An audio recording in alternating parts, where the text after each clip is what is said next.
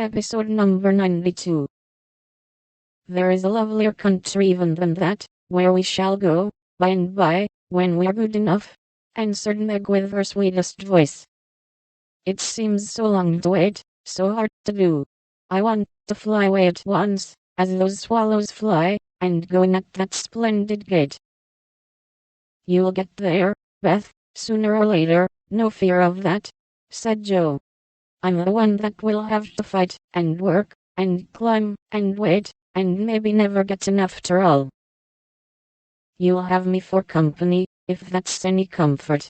I shall have to do a deal of traveling before I come in sight of your celestial city. If I arrive late, you'll say a good word for me, won't you, Beth?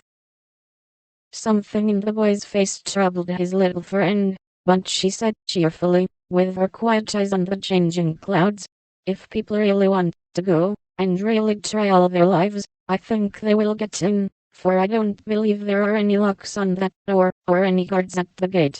I always imagine it is as it is in the picture, where the shining ones stretch out their hands to welcome poor Christian as he comes up from the river. Wouldn't it be fun, if all the castles in the air, which we make could come true, and we could live in them? Said Joe, after a little pause. I've made such quantities it would be hard to choose which I'd have, said Laurie, lying flat and throwing cones at the squirrel who had betrayed him. You'd have to take your favorite one. What is it? Asked Meg. If I tell mine, will you tell yours? Yes, if the girls will too. We will. Now, Laurie. After I'd seen as much of the world as I want to, I'd like to settle in Germany and have just as much music as I choose. I'm to be a famous musician myself, and all creation is to rush to hear me. And I'm never to be bothered about money or business, but just enjoy myself and live for what I like. That's my favorite castle. What's yours, Meg? Margaret seemed to find it a little hard to tell hers, and waved a break before her face, as if to disperse imaginary gnats, while she said slowly, I should like a lovely house, full of all sorts of luxurious things, nice food, pretty clothes, handsome furniture, pleasant people, and heaps of money.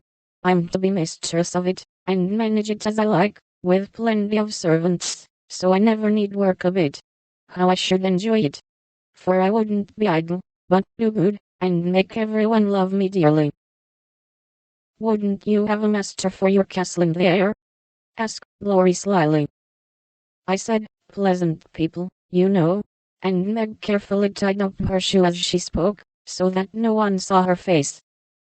Why don't you say you'd have a splendid, wise, good husband, and some angelic little children? You know your castle wouldn't be perfect without, said blunt Joe, who had no tender fancies yet, and rather scorned romance, except in books. You'd have nothing but horses, inkstands, and novels in yours, answered Meg petulantly.